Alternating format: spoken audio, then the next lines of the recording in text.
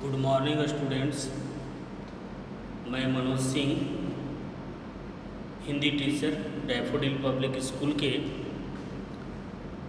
आज मैं आप लोगों को क्लास 10 का चैप्टर 3 सवैया कबीर पढ़ाने जा रहा हूँ।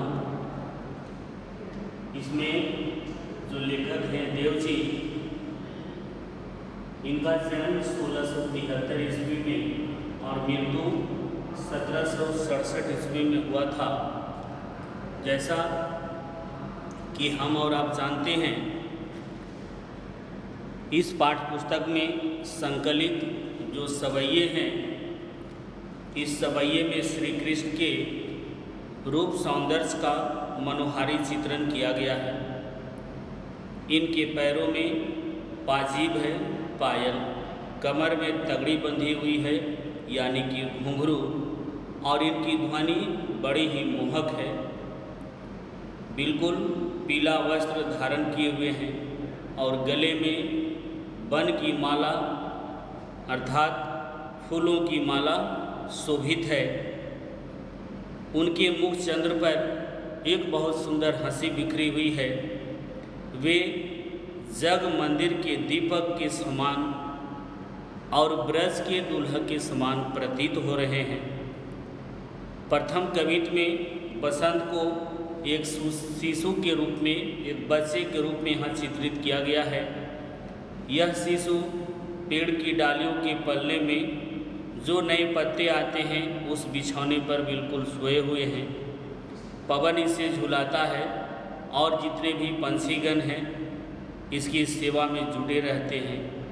कमल की कली रूपी जो नायिका है, सिर पर लताओं रूपी साड़ी ओढ़कर इस शिशु की नज़र उतारने का काम करती है और प्रायः अक्सर हमेशा गुलाब जो है चुटकी बजाकर इस छोटे से बच्चे को जगाते हैं।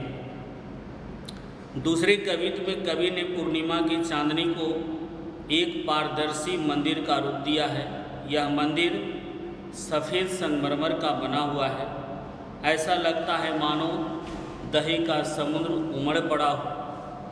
इस काल्पनिक मंदिर का सफ़ेद फर्श बिल्कुल दूध के झाग के समान है, जैसे फेन होता है। इस समय चमकने वाला चाँद एक तरुणी के रूप में लगता है। इस तरुणी की आभा प्रकाश चारों तरफ फैल रही है। इस समय का चंद्रमा भी राधा प्यारी के प्रतिबिंब के समान प्रतीत हो रहा है। तो यहाँ सवैये जो हैं, इस सवैये में कहते हैं कि पायनी नुपुर मंजू बजय, कटी किनकिनी के धुनी की मधुराई, सांवरे अंग लसय पटपीट, हिय हुलसय बनमाल सुहाई। यहाँ कहते हैं कि पायनी नुपुर बजे, पैरों में बिल्कुल घुंघरू बज रहे हैं। कटी किनकिनी के धुनी की मधुराई, और कमर में जो कटी बंधी हुई है घुंघरू, उससे भी बहुत मधुर आवाज़ आ रही है। सांवरे अंग लसय पटपीट, और जो सांवला अंग है शरीर, हिय हुलसे बनमान सुहाई, और गले में जो बनों की माला है, फूलों की माला है पहने हुए हैं। माथे किरीट बड़े दीर्घ चंचल, और माथे पर मोर का मुकुट है।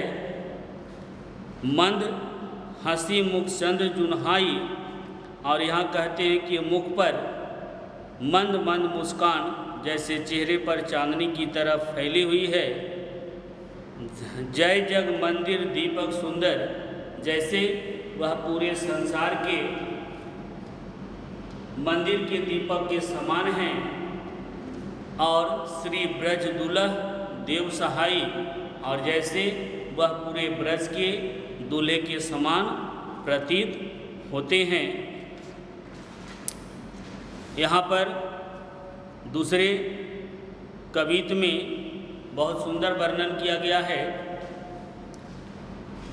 कि डाल द्रुम पलना बिछौना नौ पल्लव के।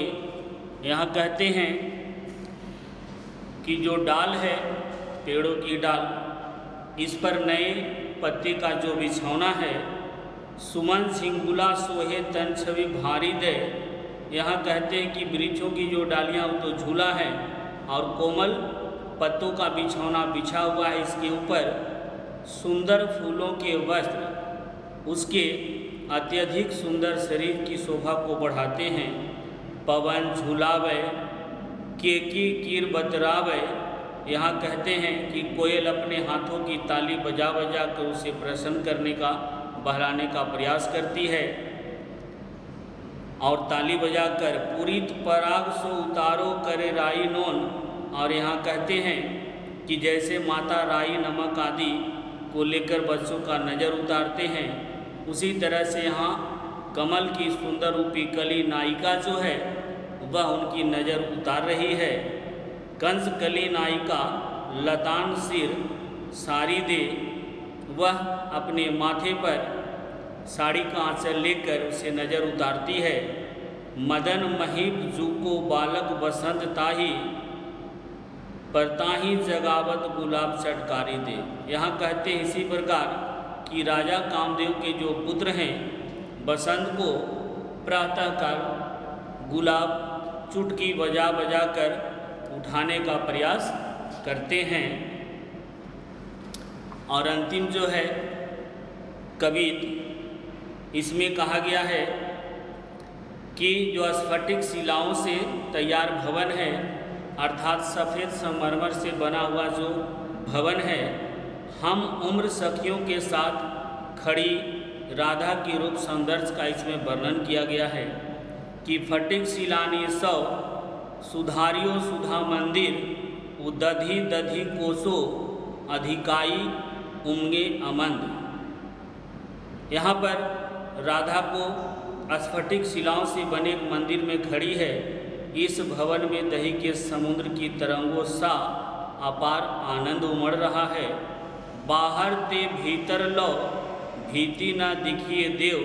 कहते हैं कि यह भवन बाहर से भीतर तक चांदनी उज्ज्वलता से इस प्रकार भरा है कि उसकी दीवारें भी दिखाई नहीं देती है। दूध कोसो फेन फैलियो आंगन फरस बंद। यहाँ कहते हैं आंगन में सभी ओर दूध के समान बिल्कुल झाग फैला हुआ है।